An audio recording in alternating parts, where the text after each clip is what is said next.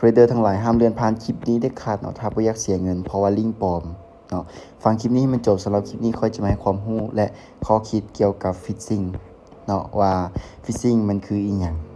เนาะให้ทุกคนฟังคลิปนี้มันจบสำหรับเทรดเดอร์มือใหม่ที่ว่าหาเข้ามาในวงการเทรดนี้ควรฟังเอาไว้เนาะฟิชซิ่งคืออย่างในการเทรดนี้เนาะก็คือมิจฉาชีพจะสร้างเว็บปลอมหรือว่าแอป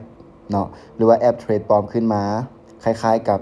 แพลตฟอร์มเนาะหรือว่าโบรกเกอร์ใดโบรกเกอร์หนึ่งแล้วส่งลิงก์มาล่อให้เฮานั้นกดเข้าไปเนาะคือง่ายๆคือเขาเจ้าจะส่งลิงก์หรือว่าส่งอย่างเพื่อที่จะไม่ให้เฮานั้นกดเข้าไปเนาะพอเฮากดเข้าไปลงชื่อเข้าใช้แล้วกรอกชื่อใส่รหัสผ่านลงไปปุ๊บเงินในบัญชีหรือว่าในกระเป๋าคริปโตของเฮานะก็จะถูกดึงออกไปจนหมดเกลี้ยงเลยเนาะเพราะฉะนั้นระมัดระวังเอาไว้ให้ดีๆเนาะสำหรับวิธีป้องกันเนาะฟังคลิปนี้ให้มันจบเด้อสำหรับมือใหม่ที่ว่าหาเข้ามาในการเทรดคนระมัดระวังไว้เนาะสำหรับวิธีป้องกันก็คืออย่ากดเข้าลิงก์เนาะก็คือ1ก็คืออย่ากดเข้าลิงก์จากอีเมลหรือว่าข้อความแปลกๆที่ว่าบังคับให้เฮานั้นรีบกดเนาะบ่ต้องกดเข้าไปเนาะลิงก์ใดที่ว่าเฮานั้นบ่ฮู้หยังเฮาบ่จำเป็นบ่ถ้ากดเข้าไปก็ได้เนาะเฮาควรศึกษาเฮาควรหาความรู้ดีๆก่อนเนาะและที่สำคัญก็คือเปิดไซต์ 2FA เอาไว้เนาะเปิดรหัส 2FA เอาไว้เพราะว่ารหัส 2FA นี่มันเป็นรหัสความปลอดภัยควรเปิดเอาไว้เนาะเพื่อที่จะป้องกันเนาะเพื่อที่จะให้มันนั้นปลอดภัยเนาะหวังว่าคลิปนี้จะเป็นข้อคิดและก็ความรู้ดีๆให้กับหลายๆคนเนาะด้วยความปรารถนาดีเนาะก็คือออกมาเตือนกับหลายๆคนเนาะเพื่อที่จะได้รู้เอาไว้เนาะเพื่อที่แบบจะบ่ได้ไปเจอแบบปัญหาแบบนี้เนาะให้แต่ละคนเนาะก็ป้องกันเอาไว้เนาะโดยการเปิดรหัส 2FA เปิดรหัสธุรกรรมเอาไว้เนาะรหัสพวกนี้เป็นรหัสความปลอดภัยเนาะแล้วก็อย่าลืมศึกษาให้มันดีๆก่อนที่ว่าจะเฮ็ดหยังก่อนที่ว่ามีลิงก์มีหยังลิงก์มั่วๆเข้ามาลิงก์ที่ว่าเฮาบ่รู้จักอีหยังสิเข้ามาก็บ่จะเป็นบ่ถ้าไปกดเนาะทุกคนเนาะคือมันเสี่ยงเนาะควรศึกษาแล้วก็หาความรู้ให้มันดีๆเนาะสำหรับมื้อนี้ก็จะมาออกออเดอร์นำกันจัก1ออเดอร์เนาะเพื่อที่จะสร้างกำไรในมื้อนี้เนาะในรอบแรงของมื้อนี้ซึ่งมื้อนี้มีกำไรมาได้แล้วได้เนาะแต่ว่าจะมาออกอีก1ออเดอร์เนาะเพื่อที่จะเก็บกำไรในมื้อนี้เนาะเดี๋ยวมาติดตามเบิ่งนำกันว่าเฮาจะสามารถสร้างกำไรได้บ่เนาะให้แต่ละคนติดตามเบิ่งนำกันเป็นกรณีศึกษาเนาะมาเดี๋ยวเฮาจะออกนำกัน1ออเดอร์นี้เลยเนาะคันว่าวินก็คือเฮาสิหยุดคันว่าเสียก็คือเฮาจะบริหารเงินไปต่อคือแต่ละรอบที่เฮาเข้าเทรดนั่นแหละเนาะมาซึ่งปรับเงินไว้เลยเนาะ25 USDT เนาะ25 USDT สำหรับในออเดอร์นี้โอ้สำหรับออเดอร์นี้ก็คือว่ามีแห่งซื้อที่เข้ามาค่อนข้างว่าหลายอยู่เนาะ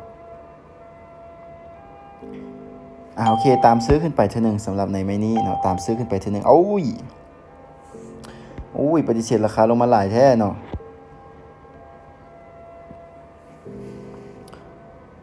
ปฏิเสธราคาลงมาหลายแท้มาติดตามเบิ่งว่ามันจะขึ้นได้บ่ทุกคนค่อนข้างว่าเสี่ยงเลยเนาะไม้นี้เนาะเพราะว่า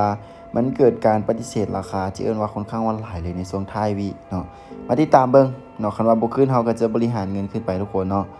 ออเดอร์นี้ก็ค่อนข้างว่าเสี่ยงคือกันเลยลงแดงมายาวแบบนี้คือแบบโอกาสขึ้นนี่น้อยแฮงเลยเนาะบริหารเงินเนาะบริหารเงินไปต่อเนาะคันว่าพลาดสิ่งที่เฮาเฮ็ดได้ก็คือยอมรับความจริงให้มันได้แล้วก็บริหารเงินเนาะคูณเงินไป50 USDT เนาะสำหรับออเดอร์นี้เนาะเพราะเมื่อกี้นี้เดือนเงินอยู่ที่25เนาะอันนี้จะเป็นวิธีการคูณเงินและบริหารเงินของค่อยเนาะออเดอร์นี้มีแฮงซื้อเข้ามาหลายตามซื้อขึ้นไปอีกเทื่อนึงเนาะปฏิเสธราคาลงมาตลอดแท้ว่าเนาะเนาะเขาควรออกแบบซ่าๆแดเนาะเขาออกไวโพดเนาะมาติดตามเบิ่งว่ามันจะสามารถขึ้นไปเล่นเป็นที่ถึงคู่ได้บ่เนาะเพราะเมื่อกี้นี้สาเหตุที่กดซื้อขึ้นไปเพราะว่าคิดว่ามันมีแนวโน้มที่ว่ามันจะขึ้นไปเล่นเป็น2เขียวแล้ว1แดงได้เนาะแต่ว่าหลังจากที่กดออเดอร์ปุ๊บเกิดการปฏิเสธราคาแบบลงมาหลายแฮงเลยเนาะแต่ว่าออเดอร์นี้มาติดตามเบิ่งนำกันทุกคนว่ามันจะสามารถขึ้นไปเป็นคู่เขียวคู่แดงได้บ่เนาะติดตามเบิ่งนำกันตามคำว่าอยากจะสวิงนะขึ้นไปก่อนอย่าฟ้าลงมาแดงขึ้นไปมาติดตามเบิ่งนำกัน3 2 1นิ่งไว้โอเคสวยขอแคปไว้ก่อน เกือบหลับ เกือบได้คูณไปอีก1ไม้ละโอเคเลยก็เดี๋ยวว่าสามารถสร้างกำไรได้แล้วเนาะสำหรับในมื้อนี้ก็จะขอตัวลาทุกคนไปก่อนหวังว่าคลิปนี้จะเป็นข้อคิดและก็ความรู้ดีๆได้เนาะอย่าลืมเนาะตั้งรหัส 2FA รหัสธุรกรรมเอาไว้มันเป็นรหัสความปลอดภัยและอย่าไปกดเข้าลิงก์มั่วๆนะทุกคนลิงก์ที่เฮาบ่รู้จักอีหยังที่ว่าแบบมันบังคับให้เฮาแบบกดไวๆสิบ่ต้องไปกดมันเนาะลิงก์แล้วนี่มันเสี่ยงแฮงเนาะและก็อันตรายเนาะหวังว่าคลิปนี้จะเป็นข้อคิดและก็ความรู้ดีๆได้อย่าลืมว่าทุกการลงทุนมีความเสี่ยงก่อนจะลงทุนศึกษาและหาความรู้ให้มันดีๆเนาะย้ำอีกทีนึงทุกการลงทุนมีความเสี่ยง